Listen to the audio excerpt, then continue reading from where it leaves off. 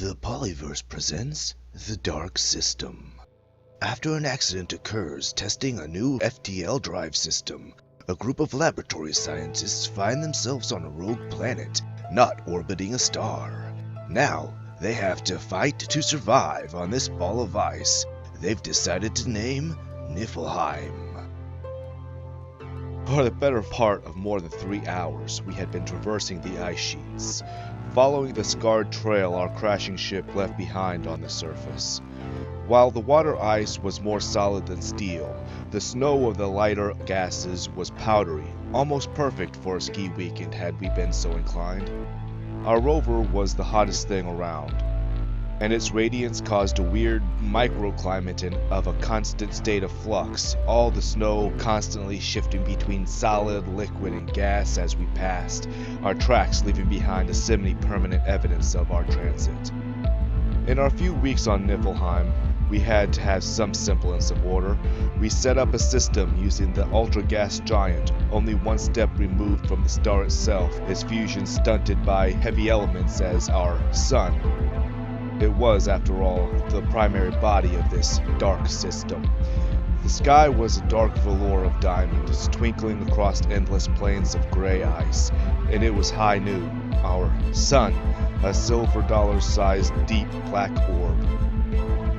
As Wagner operas spilled from all the speakers, I considered our predicament and wished it were all just a dream. Coming up on 322 kilometers out, I announced after checking the dials of our rover's dash from the co-pilot's chair. Sean, get ready for that repeater drop-off. Chin, see if we can find a good spot to pull over for a pit stop. What a trio of trouble we were. Jennifer, despite a broken hand, severe lacerations across her right cheek, and bruised ribs, insisted on accompanying us out across the frigid desert. Sean had dislocated his left shoulder, his pelvis was cracked, his leg was broken, and he was now missing a few toes, and me, the worst off of the whole crew, with a swollen brain, low blood volume, and every one of my bones was either hairlined or completely cracked. And perhaps a little more, but I was in charge. Jennifer was in the pilot's chair, eager to ply her most prized skill. Like the rest of us, she was in a Class 5 Explorer exoskeleton suit, designed to be used from excessively hot springs to near vacuum of space. Our suits were colored so we could visually tell each other apart. Hers was an off-white orange yellow, mine was snot green, and Sean, in the cargo bay in the back, was orange. All colors to distinguish us from the sad gray of Niflheim. The suits themselves had multiple compartments for sample storing, tools, some repair materials and weapons like 2 blasters and 4 3-decimeter long knives and ammo, everything an up-and-coming explorer could ask for. Jennifer, like the pro she was, had already been looking for a good spot to put up the signal repeater, and as soon as I had asked about it, she pointed off to the right. "How does that icy knoll look, Steve?" she asked, already steering in that direction. It's as good a spot as any other, I guess. I shrugged, then opened a link back to the Ericsson. "This is Longboat 1 with a scheduled contact update. Do you copy? Over." Patchy static was the only response for a moment. Then Stephanie keyed her mic, her voice boosting my morale higher than just about anything else could. "Hey Steve, you're about 10 mags early. What's up? Longboat 1, Ericsson, read you Lima Charlie. Ready for sit-rep. Over." "Ericsson, we are about to set up a signal repeater station. Are you ready with a system tie-in?" "Ready and willing. You got a serial number for me?" "PRQ-19X6, Sean reported from the back, and the fuel cells are fully charged." "Copy all," Stephanie returned after some taps on her keyboard. "We are live. Picking up, handshake and telemetry. Drop package when ready." "Copy, Steph. Report back on base activities," I asked as Jennifer set up the parking brake and stepped into the cargo area. "Well, you know, same old, same old. The differing heat zones from the ship's heat sinks are causing some methane ice buildup on some non-essential external equipment. We're cycling sinks. We should be alright for now, and we are finally making some headway on adapting Cargo 2 into an aeroponics chamber." She sighed. "It's slow going, Steve. I really wish you were here." Well, we'll be back soon enough, Steph. We have to get a good lay of the land, and we have no satellites or other telemetry. It'll be alright. I wished I were there too. Maintain hot channel and report immediately if something untoward happens. You too. Stay safe. Standing by. Out. With a sigh, I joined my team in the cargo area to start hauling equipment into the subarctic wastes. For as far as the horizon extended, the sickly gray of non-water snow glistened soft as a sickly mirror of the day stars above. All in all, it was as dangerous as it was somehow beautiful. As it was colder than the 7th layer of hell, we had to work briskly just to stay cold, and even then, our cores would not stand more than 20 or 30 minutes unprotected by the rover. As soon as it was done, we moved on. As we approached the crevice, the signs of a recent upheaval indicated the hole was opened up by our crash, and the non-water ice was working to seal it, like some super slow non-Newtonian fluid. With boulders strewn about and surrounded spongy surfaces, Jennifer parked as close to the entrance as she could, and we carefully trekked on the last few meters. There's some air movement in the inside is a few degrees above ambient, Sean noted after taking some readings. That means Niflheim has a hot core. That is good for our survival. Let's check it out and get back. I'm hungry, Jennifer harumphed as she brought up the rear. We carefully entered the cave and gazed in awe. The inside was astounding beyond words. In addition to the multiple forms of ice, was stone and gems, and the cave stretched for kilometers. Whoa! How much do you think this is all worth? Jennifer marveled, forgetting about her hunger. As there are no buyers and we have no economy at all, I shrugged, though I was also agape. Absolute zero. If we could sell it back on Earth, smarty pants, she grimaced as she approached a cracked geode the size of a bowling ball. At last known prices, Sean calculated, a few $100 million, easily. The fact that there are gems and geodes of this size and quantity this close to the surface speaks to a very violent past. Well, let's hope the growing pains are over. Jennifer stepped back from the wall. I have no desire to bathe in lava. I'm not that cold. Why do you have to be such a Debbie Downer? Sean chuckled at her change in view. Hey, this shaft leads lower, and there is more air movement.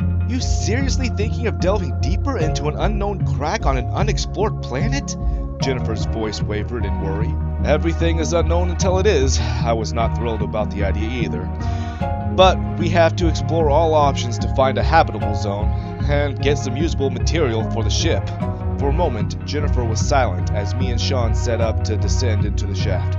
Ugh, fine. You two go. I'll work on a mobile fob. Might as well do something to keep warm. She accepted the need as she started back to the rover for the supplies. Fuel cells on the rover can hold out for another few hours before we will need to head back to the Erickson, by the way. We'll be back in 3. Sean sounded a bit too happy about splitting up. As Jennifer worked on the base, me and Sean set up a belay system to descend safely into the bowels of Niflheim. As we descended, the temperature increased a few tenths of a degree at a time. Another chamber, Sean, and if this continues, there's a livable cavern in here. And we can live like the ant people, developing tech to dominate Helheim, Sean sarcastically retorted.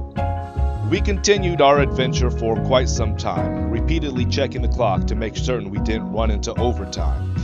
Chamber after chamber, some small, some grand, were all worthy of further study, but we wanted to build up a workable map for the future research as quickly as possible.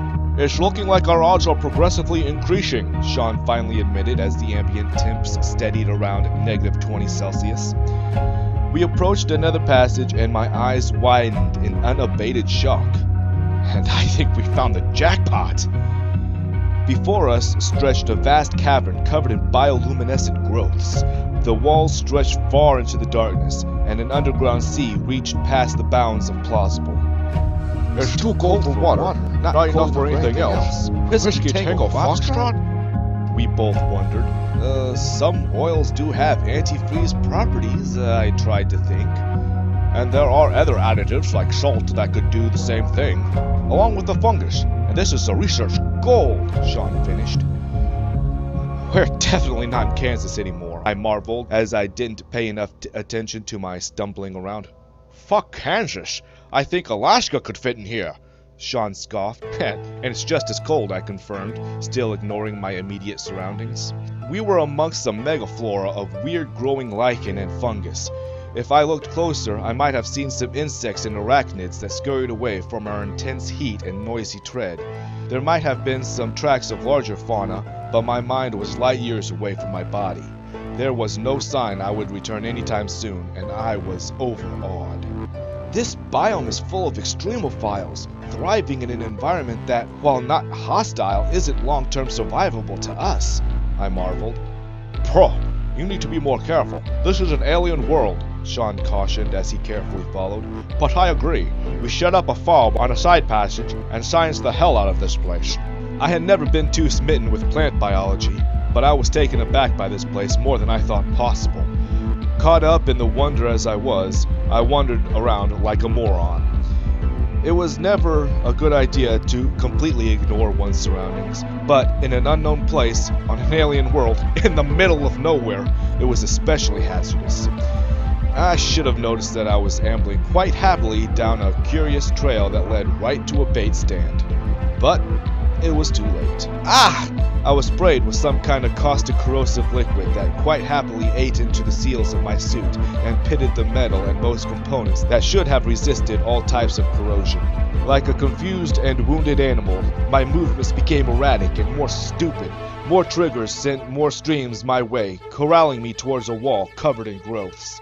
Like a flytrap, as soon as I triggered the right growths, vines and leaves flexed to shut me into a digestive pouch.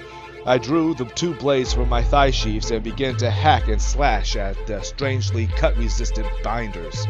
Not only did it resist my cuts, the plant seemed to be aware that I was trying to escape and adjusted its tactics to compensate. If Sean had not been around, shooting at the thing from a distance with his energy pistol, I would be plant food. Just before it fully closed, I managed to get out of Ground Zero and made my way to the lake. How about we, don't tell the others about this, okay? Yeah, we tell them your super advanced spacesuit decided to disintegrate for no reason at all. Meanwhile, everyone else's are just fine. Sean scoffed as he carefully approached and inspected my back. You're lucky these things are designed to be field repairable, though our on-site kits may not be enough for this level of damage. I know, I designed them, I retorted, checking the damage readouts and visuals myself. Though this will not stand the rigors of Ultra Sub-Zero, even to get back to Jin's fob. Sean, you're gonna have to go back and get the heavy kit. And leave you alone to piss off another plant? I'll be careful, I promise. You sure you're good to wait here? It's not quite warm enough for health. No choice, I sighed. The undersuit may be rated to -10, but the wind chill at the door will be far worse. I'll see if I can make a fire or something outside of the wind. Yeah, I'll hurry. Don't die on me. That would not look good on my report. As Sean tiptoed his way back to the exit, I glared at the cavern, as if by sheer force of will I could change things for the better. It didn't. With a dejected sigh, I began to very cautiously search for flammable material to help offset the cold, and then I stripped down to my undersuit to start repairs on my oversuit. It didn't take long for the oppressive silence to assault my nerves. The silence grew to deafening levels as my pulse and breaths were the only noise, punctuated by my scraping steps. After an eternity of deafening hush, I had finally a crackling blaze of a small fire that, because of the insane cold, felt like a bonfire. I did manage to begin to enjoy the moment again, like a night after a major campaign, I'd imagine. I carefully set aside each piece as I admired the vista. It was glorious. Each suit did have a small cache of emergent supplies and tools, but not nearly enough for the catastrophic damage my suit had endured. But I could get started. So, there I was, in my underwear, on the frozen shore of a freezing underground lake, surrounded by icy boulders in a frozen hellhole, on a hostile frigid world, when I heard the sound of something approaching. The normally soft sound of boot scrapes on hard stone was like a torrent of noise. My pulse immediately jumped to dangerous levels, and my blood pressure spiked. I couldn't survive another killer plant attack. My eyes darted to every potential threat location, but whatever it was, knew how to hide. It must have known that I knew about it, and it had entered ultra quiet mode. Great. Then I saw a profile, a bipedal beast with pointy cat ears and a tail? Yeah, this thing wore an envirosuit and it had a tail. Definitely sentient and definitely alien, even for this place. It was clear that we were both hopped up on our equivalents of adrenaline, fear, and judging by the looks of its suit, pain. We were not enemies, but we could not be allies. Not yet, anyway. Whomever won this engagement would determine the dynamic, assuming the other survived. We floated around the edges of each other's field, each trying to find the opening, while at the same time avoiding the hazards we couldn't fully anticipate. Staying in the rocky areas meant ice, but it also meant no killer plants. Both being new, we took the lesser of two evils and stayed on the rocks. My opponent found an opportunity to advance before I did. It darted behind a boulder, and next thing I knew, it was dropping from above, like one of Kali's shadow tigers. I managed to deflect the blow with an overhead baton block and diverted the energy of the blow into a roll from the combat cat. It was on me in seconds, obviously a well-trained leopard. Its weapons, like a policeman's nightstick, a thick club the length of a forearm with short handle set perpendicular. It spun it, swung it, then blocked with it, all the while kicking and punching and attacking with its tail like a cheating cheetah. I held my own with my own special blend of Eskrima, Kendo, and Brazilian Jiu-Jitsu, but my opponent was pure sinewy muscle, built for speed. It knew how to take advantage, and it knew it had the advantage, and pressed it as hard as it could. I, on the other hand, gave ground and rounded rocks in a rope-a-dope, hoping to tire it out. So far, not so good. I was losing more steam than it was. Eventually, I slipped and fell back against a rock. I struggled through the stars as it moved towards the coup de grace. It was then that I noticed distinct chest bulges that, for an upright mammal, only meant one thing. This was a woman. My gaze shifted from the torso to her eyes and noted that her eyes had no whites.